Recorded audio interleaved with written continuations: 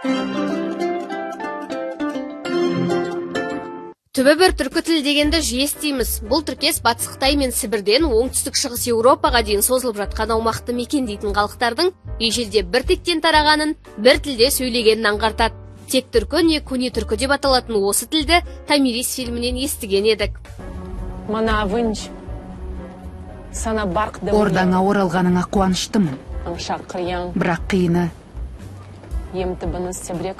Бұдан былай екеуміз сирек қауышатын боламыз.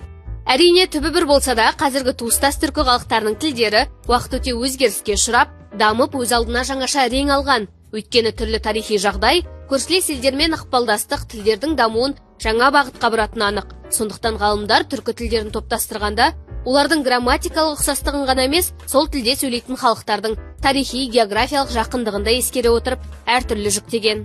Ең кең тарағаны лингвист-түрколог Паскаковтың 1952 жылғы классификациясы. Ғалым түркі тілдерінің фонетикалық морфологиялық сипатына қарай батыс хұн және шығыс хұн деп аталатын екі бұтақтан тарайтын 6 топқа бөлген. Солардың ішіндегі ең танымал һәм сөйлеушілері көп тілдер тобына тоқталайық.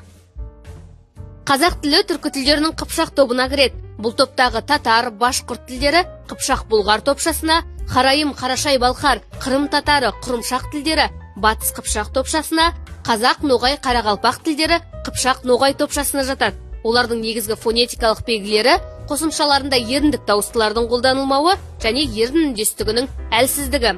Ал қазақ тіліне қанша жақын десек те, аталған ерекшеліктер қырғыз тіліне тән емес. Сәйкесінше ғалым қырғыз бен алтай тілдерін шығыс хұн тармағынан тарайтын қырғыз-қыпшақ тобына жатқызады.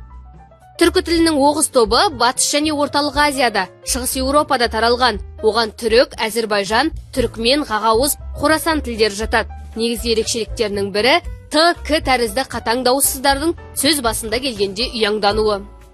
Ал қарлұқ тармағына қазіргі өзбек, ұйғыр тілдері мен қарлұқ хорезм, шағатай және көне өзбек секілді өлі тілдер топтастырылған. Бұлар лексиконында араб, парсы сөздерінің мол болуымен ерекшеленеді.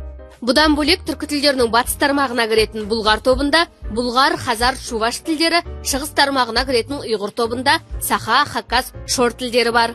Бүгінде 200 миллионнан астам адам сөйлейтін түркі тілдердің басқа тілдерден басты айырмашылығы үндестік заңына бағынатын жалғамалы тіл екені, яғни түбірге бірінен соң бірі қосымшалар жалғану арқылы жаңа сөз жасалады. Әрі төл сөздеріне жалғау бірыңғай жуан не бірыңғай жіңішке жалғанады.